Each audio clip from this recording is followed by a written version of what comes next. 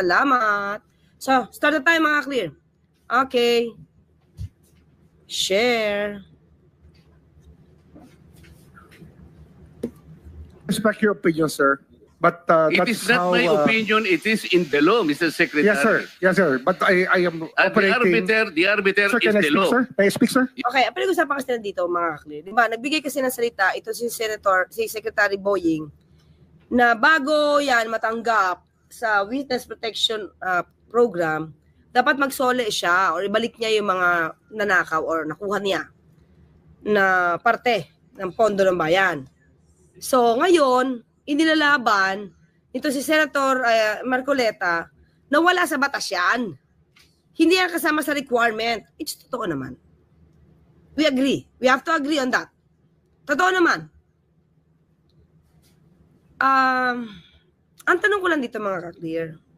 Sabi ko muli, kung ako ang abogado ng mga diskaya, at 120 million ang aking acceptance fee, ilalaban ko rin ng ganyan. Ilalaban ko yan. Abogado ko eh. Sabi ko, wala sa batas yan. We have to follow the law. We have to abide by the law. You are giving additional requirement which is not part of the law. You are going beyond the law. O, di ba? Ganun yun. Ganun dapat katapang. Kasing tapang ni Senator Marcoleta.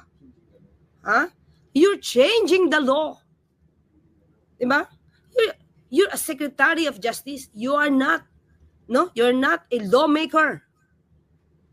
Di ba? If you want to add something on that, make another law on that. Di ba? You amend the law. Ganun. Siyempre, 120 million, di ba ako magtatrabaho nun? Pag hindi ko ito napagtanggol, baka ipasoli. Katulad sinabi ni Kuya Mon. Pag walang nangyari dito, baka ipasoli yung 120M. At kung di mo isasoli, baka mabulgar ka pa. So, lawyer ako, ikalagang ipaglalaban ko yan. Hanggang sa dumating kami sa Supreme Court. Laban ko yan, walang kailangan ganyan. But, mga ka-clear, ganito kasi yan. Diba?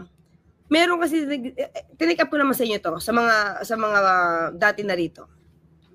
Meron kasing issue before na sinabi ni Senator Marcoleta na parang nag-commit na pwede yan. Ganun ang dating eh. I talked to Secretary Boying. He said that's possible. And we're close friends. We have been together here in the house. Pareho kami mambabatas.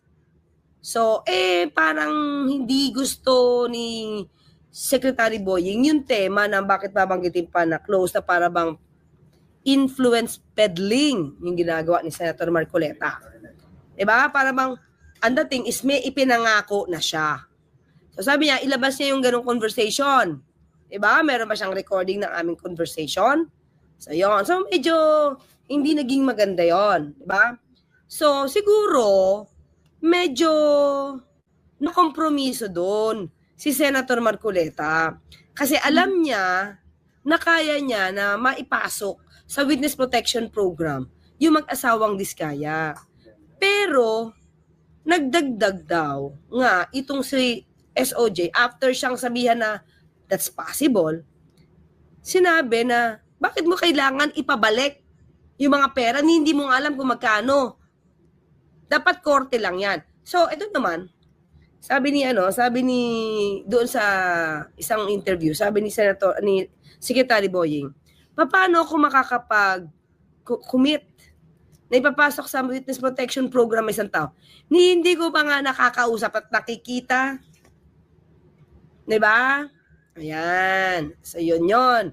So, mga ka-clear, syempre, tao lang si Senator Marcoleta, parang napahiya siya doon. Kasi parang may commitment siya na kailangan mapasok yan sa Witness Protection Program.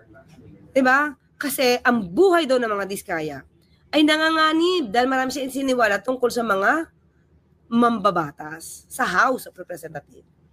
So, kaya dito, biniring niya ulit, pero ang cost niya rito, mga ka-clear, still, hindi para sa hearing, kundi ang cause na pinaglalaban niya dito ay yung kay Diskaya. Ipinupush niya rito na kailangan niyan mapasama sa Witness Protection Program kasi yung sinasabi mong requirement, wala yan sa batas. So let's listen. Yes, you are talking. Operating from the Senator Marcoleta, from the vantage point of the reason behind the law, sir. Mr. Secretary, a couple of days ago, in the last hearing when you were here, we somehow settled the issue that restitution. Oh, we somehow settled the issue. It means, nilalakad niya talaga. Siya nagsabi, mga kaklis, sinisettle niya yung issue with DOJ. So, nilalakad niya. Diba, ipinagtatanggol niya yung interest ng mga Diskaya para mapasok sa Witness Protection Program. Kasi sa kanyang opinion, o opinion yun, sa kanyang judgment, pasok. Pasok ang mga Diskaya. So, di ba, last hearing, nagkaayos na tayo, when we say settled, nagkaayos na tayo, di ba? O bakit ang dami po, parang ang dating, ba't ang dami pang nire-require? Nag-settle na tayo. O, si mga kaklir, ito lang. Look, yung mga Diskaya ba tumanggi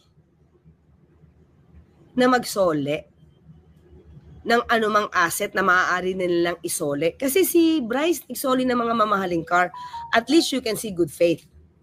Yun yung sabi, di ba? At least you can see good faith. Unti-unti na yan. Di ba? Pero sila Diskaya ba, tumutol ba sila doon sa at least paunang or pahaging ni Secretary Boying na magsole sila? Did they ever refuse to do that? Tell me, may nadinig ba tayo na ayaw nila magsole? Mga kaklir? Parang wala akong nadinig na balita, o baka meron, please correct me. Di ko kasi nadinig. Baka magkamali ako, ha? Correct me kung meron bang pagtanggi. Wala, sabi ni Mishi Cruz. Wala, nunca, zero, sabi ni Torax. Si Marcoleta yung nagre-refuse for them, haha, sabi ni Elsie. Oh. Hindi po, wala, sabi ni Vilma. Emmanuel Bernabe, Aurelio Jr., wala. Jennifer, INC po ba mga Diskaya? Di ko alam, Jennifer. Wala sa radar ko. Len Aral, wala po. Nakakaumay na itong si Marcoleta. Sabi ni yan. O, si Redentor, kalma. Sabi ni Senator Amy, huwag tayo magpakalma. Pero dito, kalma. Diba, maliban kay Direk Freddy na pag kumalma ang kanta, isasayaw, dito tayo, kalma. Diba? Hindi, sa akin lang ito. If they do not refuse, diba, give back something, or at least a portion of what they got, wala namang masama to show good faith. Pero ba't nilalaban ni Senator Marcoleta na hindi kailangan? Bakit? Yung tao nga mukhang hindi nagre-refuse Diba? Yung tao nga mukhang hindi nagre-refuse. So again, pangalawa na naman tong debate, Diskaya pa rin ang ipinaglalaban. Is not a requisite for an applicant to the WPP. Is that correct? It's not in the law. But sa akin ko kasi, hindi lang po batas na nagdidictate ito. It's also what is morally right, what is expected of us. Yan po kasi, kahit hindi nilagay sa batas, mga given po yan sa ating lipunan. Pero, ito lang sa akin mga clear, no? Yung point ni Secretary Boying, talaga namang wala sa batas. Admitted naman siyang wala sa batas. Hindi siya parte. Diba? Pero kasi, iba tong usapin na to. Hindi to usapin na ikaw ay nag-witness na isang murder, ikaw ay nag-witness ng isang kidnapping. We're talking here of dapat plunder. Diba? Talking of pondo ng bayan. Nandiyan pa kitang-kita Kitang-kita. Nandiyan pa. Bakit hindi mo naman i-require for them to show good faith? Diba? Si Bryce nga nagsole, diba? Kahit papano. Pero siyempre kulang yon. Marami siya na ano. Nanganganib din yung 120M. Naku, talaga ba? Disensya. Nanganganib din yung 120M na mabawi. Diba? Pauna kaya muna yung 120M na yan na isole. Isole, nung nangako, tapos ibigay ni Diskaya, ibalik sa National Treasury. Diba? Anyway, tuloy tayo. Tuloy. What do you mean by that, Mr. Secretary? Kasi wala nga sa batas yung ano. Wala nga sa batas. Yung Then, ano requirements lalagay mo sa batas? for admission to remittance protection. Ang restitution is not part of it. Yes, it is not. Oh, pero hindi mo nangangahulugan O, restitution, syempre, pagbabalik, i-restore mo. Kung ano yung ninakaw mo, balik mo. na hindi namin pwede i-layout yan depending on the case. Mr. Secretary, I am still in the stage where a particular applicant wishes to apply under that program. And there is a process. In the process, restitution is not one of the requisites. Is that correct? Opo, pero if it's in terms of this Teka case muna. being a financial crime, sir. Financial crime. Diba? Financial crime kasi to. Saka ang pagtanggap sa Witness Protection Program, i-assess naman yan, di mo naman pwedeng ipilit yan, mga ka-clear. Di mo pwedeng ipilit yan. Ang mangyayari lang dito, lalakarin lang talaga, brasuhan. Na kahit hindi qualified, babraso mo. Di ba? Sige, tuloy tayo. This is a crime against the Mr. Secretary. financial status of the Filipino people, of the Philippine Republic. I think that it's just right. Mr. that we ask- Secretary, O, nagsasalita pa si Senator, ay si Secretary Boying, sa akin ganito mga clear, let him finish explaining. Diba? Hindi ka dapat nakikipagdebate sa resource person mo eh. Diba? Kinukontra mo agad. Bakit? Nag-explain siya kung ano ba yung gusto nila mangyari. Diba? Ito naman para sa tao to, para sa taong bayan to. Kung magsusoli siya, hindi naman yan para sa DOJ. So ba't hindi hayaan? Hindi naman tumututol yung tao. Hindi tumututol yung mga diskaya magbigay. Ibalik yung iba. Diba? Bakit nauunang tumutol si Senator Marcoleta? Diba? Yun lang naman yung tanong. Ba't nauuna ka pang tumutol? O nag-usap ba kayo ng diskaya na hindi sila magbabalik? Kaya yan ang inilalaban mo sa DOJ. Although, again, mga clear, we have to be clear on this. This is not part of the requirements na isole. Kasi when we say witness, hindi naman lahat yan tungkol sa pera eh. Diba? In general yan. Pero this time, iba daw kasi yung sitwasyon ang magiging kaso nito mga diskaya. Diba? Kung nagnakaw ka dyan at ikaw naman ay magte-tell all, ito lang if you will gonna tell all, doon lang, magsasalita ka lahat ng totoo. Diba, syempre, iaaminin mo, nagnakaw ka kasi ite-tell all mo eh. Para ma-avail mo yung State Witness Protection Program eh. So, since inamin mo naman na nagnakaw ka na, di ibalik mo na yung iba. Ibalik mo na yung iba. Baka maging state witness ka pa kung ita-tell all mo. That's the point. Diba? Total, umamin ka na nagnakaw eh. Ano gagawin mo dyan sa nakaw mo? Gusto mo dumaan pa tayo sa korte? Katulad sa sabi ni Senator Marcoleta na sa civil case lang at after the judgment lang yan makukuha. Magte-tell all ka na eh. Umamin ka na sa krimen mo. Tapos patunayan ko pa sa court na ito nagnakaw, si Diskaya, para yung court ang magsasabi na ibalik mo? Diba? Yun eh. Minsan we have to use our common sense. Umamin na eh. Tapos itong taong to, humihingi ng tulong sa gobyerno. Tapos walang kapalit na gano'n, hindi babalik kung ano yung nanakaw niya. Umamin ka na nagnakaw. Sige nga, mga ka-clear. Ako, tama tong kay Senator, kay Secretary Boying eh. Diba? Ito to yan imagine mo. Siguro dapat naitanong lang eh. Kasi sabi nga dito, hihintay mo ba yung civil case? Why do you have to file a civil case against the person who is willing to testify and to admit his or her crimes? Inamin eh. Magte-tell all siya eh. So you want us, yung government, to run after you use the government to protect you? Ano bang klase yun, mga ka-clear? Sige nga, isip-isip din, di ba? Isip-isip. Kay gusto mo ng protection ng gobyerno. Di ba? Sana ano to, sana maisip din. Baka mas malalim kasi itong iniisip natin mga clear. Di ba? Protection ng gobyerno. Attorney Claire, good evening po. Kaninong pera po ba yung ayaw niya ipasoli?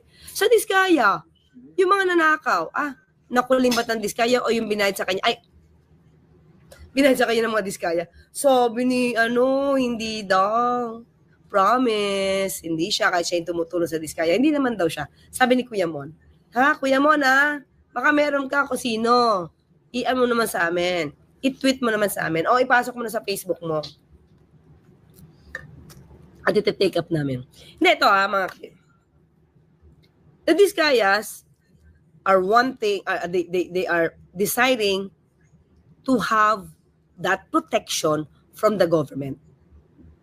Nagnakaw ka sa gobyerno. Diba? Bago ka kumuha ulit ng benepisyo mula sa gobyerno, isoli mo. Diba? So, hindi siya requirement. Yes, hindi siya requirement. Pero, ninakawan mo ng gobyerno eh. Tapos kagastos pa yung gobyerno for you? Sige nga. The best of both worlds ang gusto. Diba minsan, kaya nga practical eh. Practical yung sinasabi ni Next Secretary Boying. Tapos namin ikaw maproteksyonan.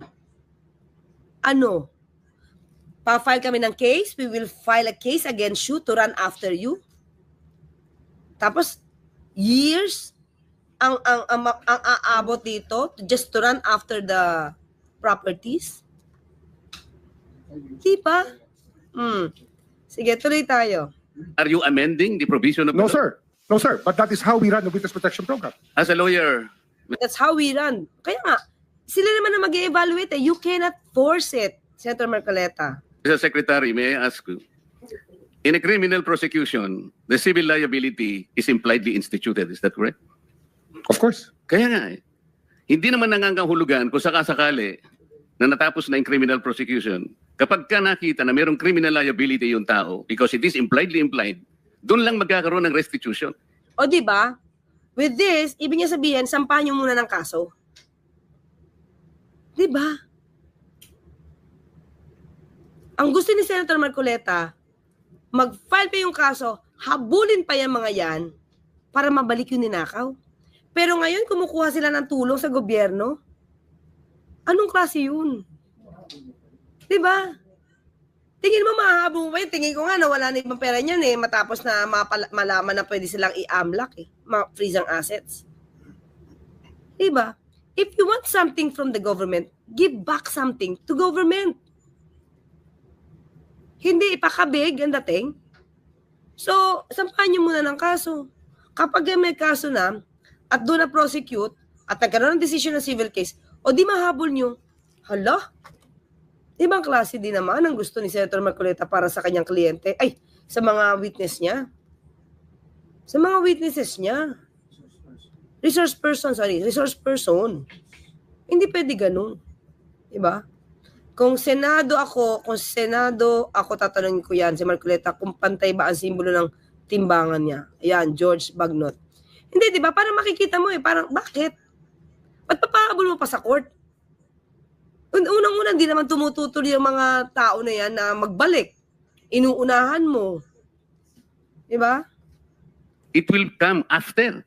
Paano mo sasabihin na magre-restitute ang isang tao? Meron na bang findings kung magkano i-restitute on how it can be restituted? So see, he is really thinking that the court should file a case against these Kayas before you can get something from them.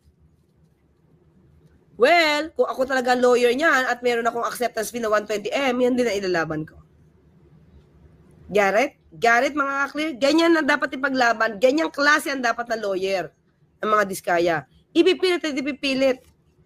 Saan mang gawin ng batas, gamitin mo para makonquer mo yung kumakalaban sa kliyente mo. Nag-a-apply pa lang eh.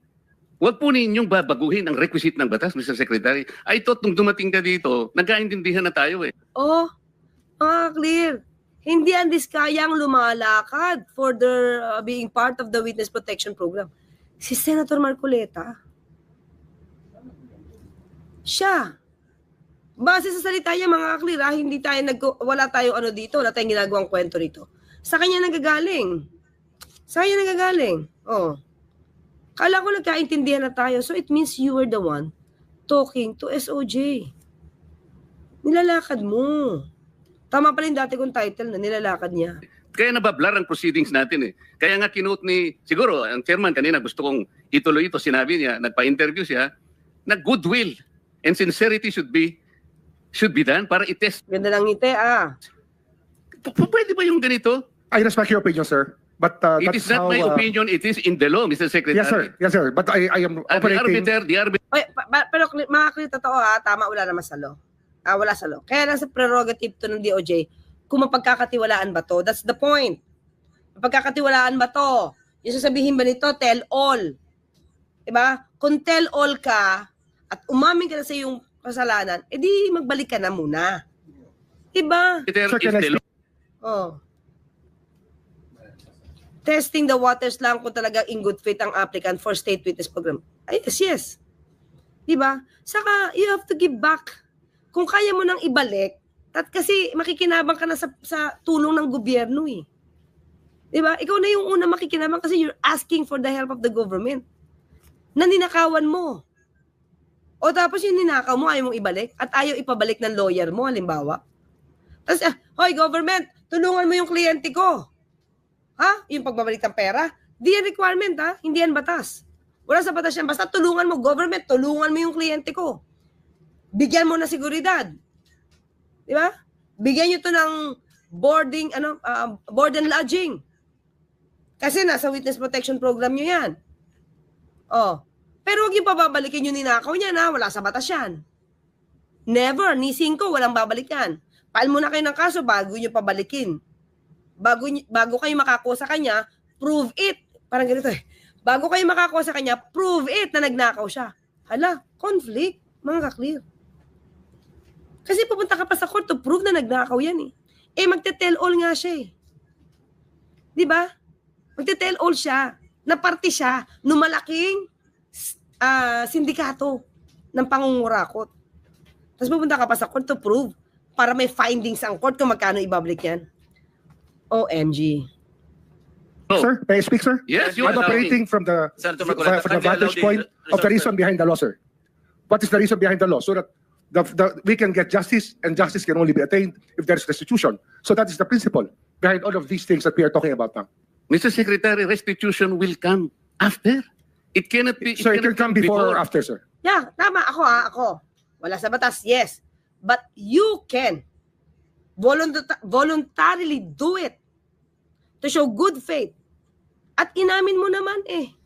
Bakit mo ba papahirapan ng court na magsampa ng kaso sa'yo? Humihingi ka ng tulong ngayon sa korte. Ay, sa gobyerno. Di ba? It can come before. or You after. cite the law that it come before. Wala nga po sa batas eh.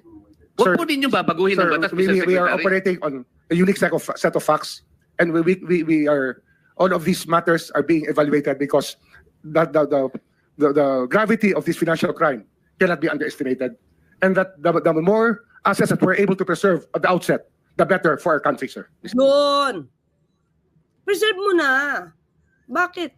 Unang-una, Sir Marcoleta, Senator, kayo lang naman yung humingi ng tulong sa gobyerno. Diba? Pag humingi kayo ng tulong sa gobyerno, makiisa din sila sa gobyerno. Diba? Mr. Secretary, I'm very sorry for such reasoning like that. Alam mo, nakikinig I'm very ang sorry, sir. buong bansa. Also, sir, I'm very sorry too if you do not agree with me. But I respect your opinion, sir, and we will carry out our job as we deem fit, as we see. Mr. Chair, I said that the I am country not needs. expressing an opinion here. I am articulating the provision of law. You do not change the provision of law, Mr. Secretary. You may be disbarred from doing this. Then it's your opinion, sir. It's your option, sir. Sinabi ko na nga hindi ko opinion ito. Diba? medyo piko na si Mark. Hindi niya kasi ma-push yung gusto niya. Di niya ma-push. Kasi akala niya settled na eh. Yung una pala nagsabi siya sa mainstream media na that's possible, na kinounter naman ni Secretary Boying. Ngayon, nagkita daw sila, akala niya settled na. Diba? Kampante na siya eh. Okay na siya sa Diskaya. Okay na. Pasok na kayo. Binabawi. Merong gustong pagawa. Attorney, siguro, magbabayad lang daw ang mga Diskaya kay Marcoleta pag nasa WPP na sila. Kaya talagang todo ipaglaban ni Marcoleta ang Diskaya. Tatay Ray. Well, again, sabi ni Kuya Mon, promise, hindi daw yun si Senator Marcoleta. The 120 million, hindi daw. Bakit ba pinipilit ni Marcoleta gawing witness ang mga magnanakaw? Ginagawa nyo naman uto-uto ang mga Pilipino, masyado ka na Marcoleta. Sabi ni Mari, happy heart. Di ba? Dahil sa pagsauli ng pera at kotse would be an admission of guilt. Thanks. Yes, kaya nga eh. Pag sinuli mo yan, why you're there? Magte-tell all kay. Di ba? Aminin mo na kasabwat ka. Kasama ka, pero hindi ikaw yung most guilty. 'Di ba? Kasi kung hindi sa akin, hindi niyo mapipinpoint yung pinaka big fish. So you need my testimony. 'Di ba? It means aamin siya na nagnakaw siya. Now, umamin siya na nagnakaw siya. Anong gusto ni Senator Marcoleta? Sampahan pa ng kaso yan? Para makakuha ang gobyerno ng pera sa kanya? Habang ang gobyerno gagastos sa kanya para proteksyonan siya? Ano yung sense dun? No? Ang balita ni Villanueva at Marcoleta kasama sa kinasuhan sa PDAP noong 2013, nakulong si Estrada, Revilla, and Enrile. Ang nakapagtataka, nakalusot si Villanueva at Marcoleta. Okay. So, I am Then it's your option, sir. It is what you wish to happen. That you may proceed. Ikaw ang with what you nagbibigay wish. ng opinion, nilalagay mo yung restitution to test the goodwill. Tinan mo. Talaga, Secretary Boying. Pag nakita tayo, appear. Of a possible applicant. It is not in the law. Unless you are able to point out the provision of law that it come before. Hindi ganun eh. Sabi mo na nga, and we admitted, impliedly instituted ang civil liability, but this will come eventually after the court has pronounced kung magkano ibabalik niya kung meron man. Not before. Thank you, Mr. Chair. Has pronounced kung magkano come eventually after the court has pronounced kung magkano ibabalik. Nakita niyo yung gustong mangyari ni Senator Marcoleta? File a case against them. Before you can recover something from the Discayas. Naman. Wagan nga natin si Secretary Boy. Hello, Secretary. Di bale. Nakita niyo na yung point, di ba? Parang, wow. Ulitin ko, isa-summarize ko lang Gusto ni Senator Marcoleta na bigyan ng proteksyon ng gobyerno ang mga Diskaya. Kahit sa panahon ni tell all, ay parang hindi tell all, pero pinupush niya na ma-cover sa witness protection program dahil delikado yung buhay. After that, ang gobyerno ang magpoprotekta dito, ang gobyerno ang gagastos dito sa mga magnanakaw na to. Tapos, pagkaprotekta, saka sasampahan ng court, ng kaso to, kahit umamin na magnanakaw, clear. Ang pagbabalik ng yaman sa bayan, kaba ng bayan, tama ba? Ang pagbabalik ng yaman ng bayan, voluntaryo naman yun, pwede. Diba? So, if the DOJ cannot force the Discayas to do that, so the Discayas can also force the government to protect them. Diba? I-evaluate siya kung dapat. Diba? Kahit wala yung restitution na sinasabi, yung pagbabalik ng nakaw o yung pagbabalik ng mga na dapat ibalik, kung based sa evaluation ng DOJ na hindi siya qualified, so you cannot force it. Diba? Yun, mga ka-clear. But anyway, after this, pag-usapan natin mga clear. After this, yung mga kakasuhan at tignan natin. Actually, dapat dalawang topic to. Kaya lang mag-aanim ako. Kaya isinama ko na lang itong kay Senator Villanueva Meron kasi ako nakita kay Senator Villanueva na mukhang may hirapan siya sa tingin ko. So pag-usapan natin yung mga sasampahan, pero more magko-concentrate tayo kay Senator Villanueva. Okay? So si mga, thank you sa almost 10,000 live views.